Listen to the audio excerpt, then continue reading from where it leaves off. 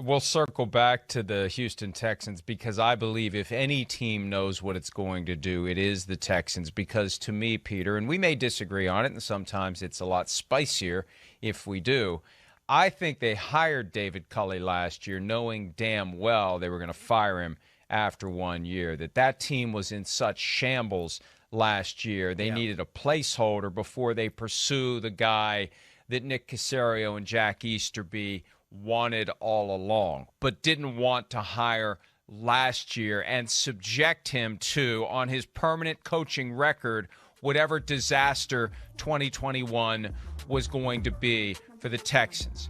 That Cully was the guy who would never say no, who would be thrilled for the opportunity. He was a guy, and correct me if I'm wrong, his name had never come up in connection with any NFL head coaching job in his entire life. It was never whispered. It was never mentioned. He was never a guy that was flagged.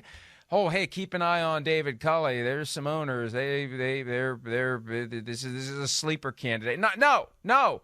When it began to take on life last year that maybe the Texans would hire him, it's like, what the hell are the Texans thinking? My theory is, and I've yet to see any fact that would undercut it, he was brought in last year to hold the job for a year, and now they're going to hire the guy they've wanted all along. Now, Gerard Mayo's name all of a sudden is popping up. I mean, Josh McDaniels has been mentioned as well, but everyone believes they're going to try to pluck somebody from the Patriots tree because that's what's running the Texans organization right now. Jack Easterby, who was with the Patriots, Nick Caserio, who was with the Patriots. The belief is it's going to be somebody with ties to the Patriots. Now, Brian Flores is available. That throws a curveball into the mix. But regardless of whether or not they knew exactly who they were going to hire, the plan was Cully for a year, and then we're going to get one of these guys with ties to the Patriots after one season. That's what I believe, and there's plenty of other people that I know who follow this very closely who believe the same thing. Yeah, Mike, I don't know if that's true, but it certainly sounds plausible. And I don't think there's any way that anybody thought that long-term the coach was going to be David Culleys, because we saw it coming from a mile away. The day they hired David Culleys, Deshaun Watson has already been saying, I'm not playing for this team anymore. And as time went on, you realized that Deshaun Watson was serious. So what they needed was a guy who was going to be able to take every arrow in anybody's quiver. And I happen to think 4-13 is a lot better than I expected the Houston Texans to be. That was an expansion team. You know, and I applaud Cully for winning 4 games with that team and for playing tough and for beating Tennessee, the number 1 seed in the AFC. But I don't know if it's true, but it makes a lot of logical sense. The question now is 2022 going to be a like season for the Houston Texans? Think about it. You know, you still have this sword of Damocles hanging over your head. Deshaun Watson. How in the world do you know when that is going to be adjudicated? How in the world do you know whether it's going to be finalized, fixed, and you're going to be able to make a representative trade for a very good quarterback before the draft? You don't know. Can you imagine if you're a head coach interviewing for this job and you know that either A, you're going to have 2 more ones to fool with this year, if you can trade it to a team and get a couple of ones for it, let's just say, or if you're simply going to have your own first-round pick and you're still going to have this nightmare hanging over your head. So that's the biggest problem. Unless this gets solved in the next 2 or 3 weeks, the Deshaun Watson story, and there's no indication that it will be solved by the end of January, whoever you hire as a coach has no idea what you're going to be able to do in the draft and what you're going to be able to do in free agency. Because, Mike, let's be honest. How did the Texans do in free agency last year? They got a bunch of Mark Ingrams. I mean, who did they get last year? They got a bunch of guys who basically were expansion draft players. Who's going to want to go, if you have any options at all, who's going to want to go to the Houston Texans knowing that, hey, Davis Mills might be the guy, he might not be the guy. But who's going to go there having the same uncertainty that you had last year? And speaking of Davis Mills, David Culleys and his staff did a pretty good job with a third-round pick. They wanted Kellerman. The Vikings got him. They settled for Davis Mills. And from the standpoint of where he started to where he finished, no rookie quarterback made more growth, showed more development over the course of the season. So there are many things about which David Culleys can and should be proud. The Deshaun Watson point is a good one, Peter. The last I checked, there was a hope that by the end of January they would have clarity on the criminal side of things, and there was a belief that maybe it's leaning towards some sort of a misdemeanor charge that who knows what the NFL would do with that, who knows what it would do from the standpoint of other teams. The Dolphins were willing to trade for him last year if he settled his civil cases. That ultimately did not happen and kept the Dolphins trade from occurring. I fully expect that they'll trade Deshaun Watson at some point. He has a $35 million fully guaranteed contract this year. Last year it was 10. This year it's $35 million. His salary for the year is fully guaranteed. And I think back to last year as we try to understand whether or not David Culleys was indeed a one-year placeholder.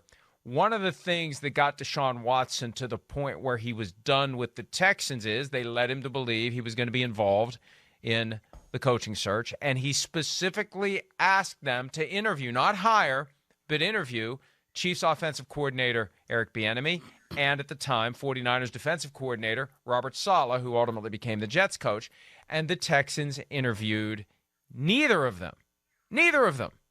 And those were the two names that Deshaun Watson offered up. He wasn't saying, hey, you got to go get my college coach, Dabo Swinney, or anything like that. Mainstream candidates who had multiple interviews. I think Saleh was interviewed by everybody but the Texans, and the Texans didn't do it. That's what really was the final nail for Deshaun Watson and made it impossible to walk it back. And I think that whoever takes that job, I think they're going to know going in they're trading Deshaun Watson. And the question is, did slow playing this and kicking it to March ultimately allow the Texans to get more or as much as they would have gotten last year? Those are all undetermined, but I doubt that, because there's a theory, if they hire Brian Flores, then maybe Deshaun Watson will want to stay. I think it's going to take a lot more than that at this point to turn Deshaun Watson around after everything that's happened. And I also think that the Texans probably don't want him at this point. Cal McNair probably doesn't want him at this point. Jack Easterby probably doesn't want him at this point. That would be one of the all-time redemptions and turnarounds and 180s for a team if Deshaun Watson all of a sudden decided to stay with the Texans. Look, I think the interesting part of this next story is, of that $35 million, let's say that a team is going to trade for Deshaun Watson. My question and my demand would be, let's just say, for the sake of argument, that you're the Philadelphia Eagles. All right? And there you are with the 15th and 16th picks in the draft, as well as your other pick. And I'm just going to invent this. But let's just say you're willing to trade 15 and 16 and next year's 2 or something, who knows, for Deshaun Watson. Then, if you're Howie Roseman and Jeff Lurie, aren't you going to ask the Texans, hey, listen, Deshaun Watson's going to get suspended for part of this season. So let's work on part of this deal. Let's work on this financial part of this deal.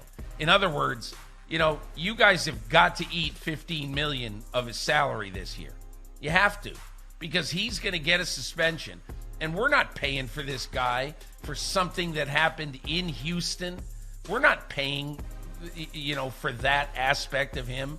So to me, that's going to be one of the questions that I think is going to be up for discussion and significantly will need to be resolved. And remember, he's got a no-trade clause, and there were reports last year he wasn't interested in going to Philadelphia. So wherever he's interested in going after, because I was on radio on one of the Houston stations yesterday, and well, the question was, where will Deshaun Watson go? What makes the most sense? The way this works now, you've got two separate carousels.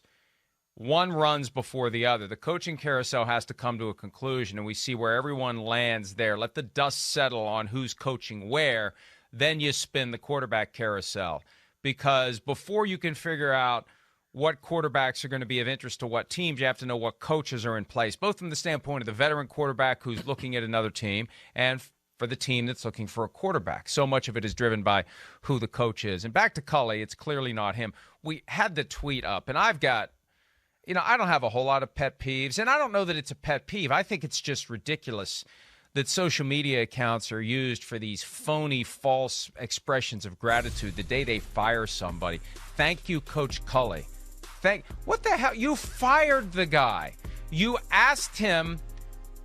told him to pack up his S-T and leave. Get out of here with this false expression of gratitude. Thank you for leaving when we asked you to, Coach Cully. Yeah. It drives me crazy. Usually it happens to players. This is the first one I remember where, it was done in connection with a coach. Thank you for playing along with our ruse that we're only going to keep you for a year and then fire you and go hire our real next head coach. Thank you for being the coach of a team that didn't belong in the NFL and somehow winning 4 games with this ragtag collection of free agents who were somehow willing to come play for you and us this year. Nick Casario's statement about Cully is interesting as well. He blamed he's doing a press conference today. And I'm going to be very interested to see if he can keep a straight face through some of these things that he's going to say. Philosophical differences in the long-term direction of the program. Yeah, the philosophical difference is we want to coach other than you. That's the philosophical difference. Can you be a coach other than David Culleys? No, I can't. Okay, well, we've got some philosophical differences that we just can't resolve. Are you kidding me? This guy would have done whatever Casario wanted him to do. He would have, to keep that job, his ship came in his mid-60s, something he never thought he was ever going to have the chance to do in his entire life. And do you really think David Culleys is throwing his weight around at the Texans facility saying, hey, I got my 4 wins this year. You're going to start listening to me. I'm in charge now. Hey, Casario, you sit down and shut up. Jack Easterby, I don't know what the hell you're doing here. You get the hell out of here. Come on. Get out of here, especially because they micromanaged David Culleys all year long, talking into his headset, telling him what to do. He was a puppet. There weren't philosophical differences. Making him sound like he was Bill Parcells, throwing tables upside down and shouting at people and telling them, yeah. No, come on. It's just amazing to me. It's amazing to me, Peter, the BS that these teams will feed the public and expect people to just say, give me more. Hi, I'm Mike Tirico, and thanks for watching.